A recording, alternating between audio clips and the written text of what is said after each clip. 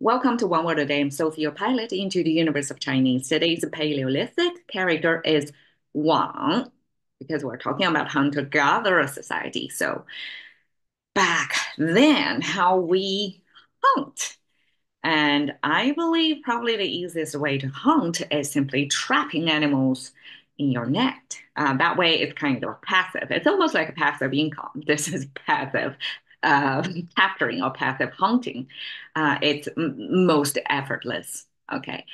So we can imagine ancient peoples already figure out how to use net to trap animals, little rodents and all that, right?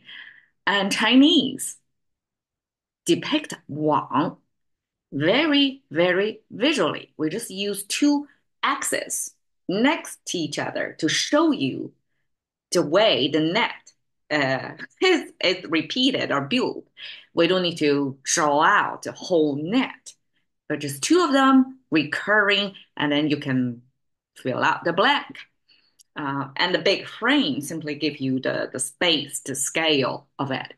And me personally probably only see net in terms of fishing net, but that's like ocean animal hunting, right? For land animal hunting, the such trap or net probably looks different from fishing net, but I've never seen one. I would imagine is a big area of space, or it probably depends on what kind of animals you want to trap.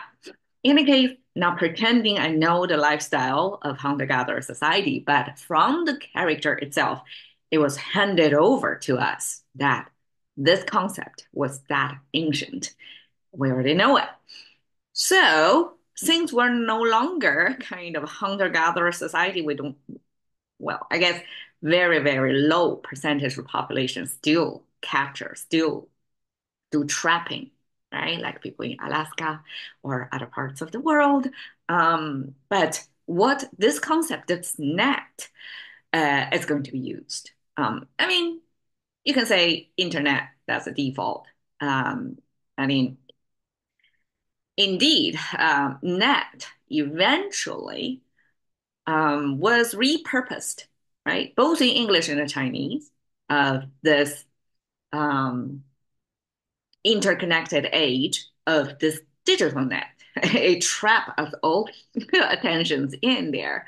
Um, so in that sense, it serves a probably similar function, but it's totally different thing. And this concept of a networking can still be used and highly relevant to today's age. Okay, a few expressions. 网格员 is a China-specific profession. If I tell you it's net grid member, or member probably is not accurate translation, or it could be like specialist. Net grid specialist. Do you feel like this is serves like a human or manual router that you take care of? You cover a certain net by its grid. How this local net connected to the big grid? It's not like that. 网格员 is the supervision of your activity online. So it is true that I guess people in China doesn't have freedom of speech, and the surveillance society was practiced, still is practiced over there, and to the extent that by language, we can show the proof of that. There is such profession that dedicated full-time specialist just why there is a Google grid because everybody have their designated supposedly like on the internet I guess a IP address range. I don't exactly know how things got divided, but supposedly things, um, the logins or the IP address got cut up into a certain region, right? And then somebody is going to like manually supervise the speeches. Okay, this is exactly the speech surveillance sort of over there. So 网 in this case, net means internet. All right, 天网恢恢. This 网, this net, especially when it's connected with 天网, because 天, since the beginning of Chinese culture, the ruler, the ultimate one guy ruler of that nation, would regard themselves as heavenly son, 天子. So 天 give this otherwise average Joe, right, of a human member of that society, some semi-divinity status, so that it's irreplaceable. It's like a demigod kind of figure.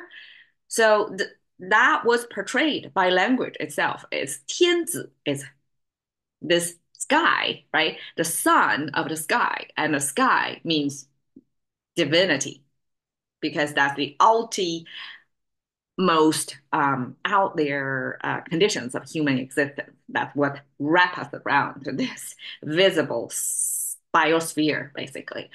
And this one ruler will be that. And this Tian from the beginning of Chinese culture carried a special meaning of this ruling over you, borrowed from that divinity, and eventually, get socialized into this social rule over you under one ruler, and that's Tianwang. Still in today's communist China, there's only one party, one ultimate ruler of that region, and still using this expression Tianwang to mean this rule, okay? And it's like a net. And hui hui means wide, wide. Again, Chinese has no hesitation of repeating the same character and actually create a certain rhythm by repeating it right after each other. And 天网恢恢 means this heavenly rule, this network of ruling, okay, law and order in English lingo, is wide, cast wide. And then the next phrase will be 疏而不漏. It's not so dense that you cannot see the sky. You can still see the sky, but it's sparse, but it's not going to leak any unlawful behavior. So basically, it's tell you don't break the law. You got covered by this 天网, this heavenly net. 网开一面. Okay, this 网 carry over from the previous law and order concept of 网, this net.